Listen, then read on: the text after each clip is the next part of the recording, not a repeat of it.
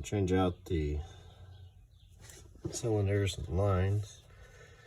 Pretty simple process. You just loosen the lines from the pump. Just take them off there. I already have the cylinders off. We'll just take all that out as one unit. And put them back in. Got this first cylinder mounted in. They kind of pivot right here. They're meant to move. There's a plate right here. The pin on both sides that hold it in. I'll show you on the other one. So working on the install for the passenger side now. This will just go right about like that. Gotta get the lines hooked up. So they're not too bad to do. Let's see. I'm not sure that the top motor is any good anymore because it keeps shorting out. So I tested the wires all the way back to here from the switch, and each one had power to it. Unhooked, except when it was hooked up to the top motor. It was shorting out. So I'm going to take the motor apart and see if I can't just clean it up, because they're like $300. They're pretty expensive. I don't think I have another one. I bought a new one from a Mustang and it's the same motor. But I don't know if I have another spare sitting around or not. But we'll get these installed and see what we can do with it. When you install these, you want the lines facing up. Of course, you want to just start it by hand and thread it in as much as you can before you just snug it up. It doesn't take much to get these to seal, but they're very easy to strip out. So you just gotta be careful. You got one at the bottom, then one at the top, right there. The old Rams have their own inserts here. So you pop these off, that way it'll fit in that one, which is basically already pressed into it. But one side will, we can see it. One side goes right there. The other side will get bolted. And that allows that to just kind of pivot back and forth as the top goes up. Okay, so the new cylinders are in place. I need to add a bolt onto that side there at the top, you can see. Then torque this side down. And then I've got to put transmission fluid in the motor. I'm going to try and just jump the motor. Just run a hot wire to ground. Let's see if I can't get it to just pump. Just for kicks and giggles. Other than that, that should be the only thing. I'm able to raise and lower the top by hand pretty easily now. So all the joints have loosened up and they've all been lubricated quite well, if I say so myself. And what else we gotta do? Yeah, got the switch figured out, got it cleaned. Need to obviously clean this thing because it's filthy. These are the cylinders I went with. They're a little pricey, but there's really not a whole lot of options. I do have new lines. I was planning on putting a new pump in it eventually. That's why I got these. This is the original pump, and it is, 50 years old. So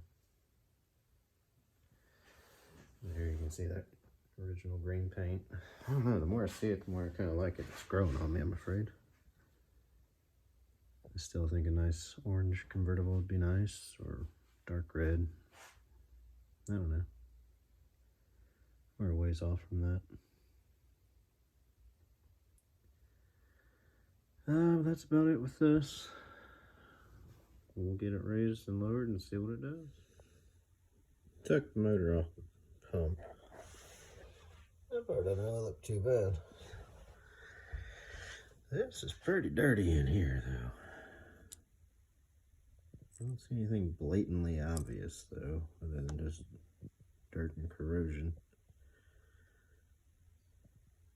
I may, except for that, try and just clean this up, but I think that came off when I pulled the motor out. Try and clean it and see if I can't get a little more life out of it. Save a few bucks anyways. We'll be back. Well, I knew I had another one somewhere. This is our Fox Body Mustang, believe it or not. 1990. But it's the same everything. I mean, even the same wires, same connectors. They are identical. And I know that one works. So I think I'm going to swap them out.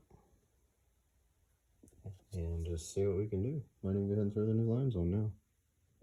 Well, I decided we might go ahead and just give this one a little test before we get her all hooked up. Just to make sure. So I got it wired up, grounded. That's factory plugs on both of them. Literally, well, I guess 20 years apart, 1970 and 1990. Grounded, wired. Let's go see what it is. Well, I'm kind of glad I tested that because that motor's no good. I ended up hooking it up hot too, just to make sure it's got nothing. I need to check and see. I don't think it matters if you hook it up hot, but if these don't have fluid in them, they'll still work. I don't know if there's anything internally or not. I'm gonna check that out. So I'm gonna do a little rebuilding on this thing. The right way, professional way, very clear. Just to see if it's worth rebuilding or not.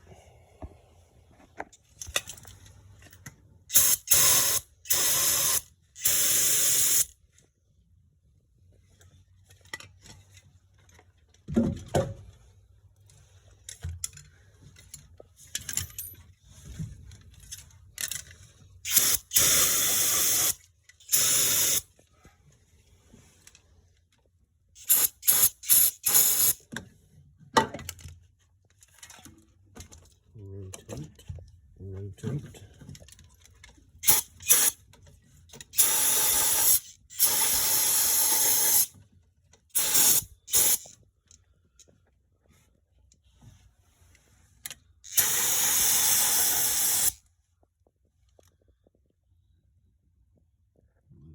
Looking better.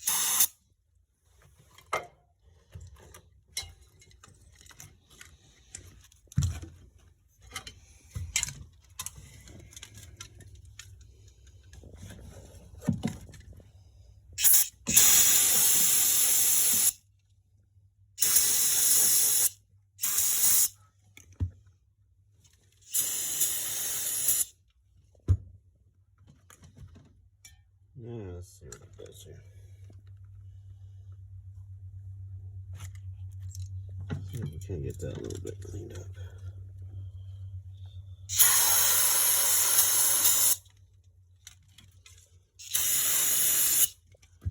Gotta get these over that. And it's proving not to be that easy. Alright, fellas, I got her put back together. Wired up. Just kind of jump it and see what happens here. I really don't know if it's going to do anything or not, but I think the ground was the issue before. Here we go. Well, there's one. There's the other way. Well, by golly. I think we did something. I'm gonna get her hooked up to the wire and see if it'll work. Well, unfortunately, this whole motor's still done for.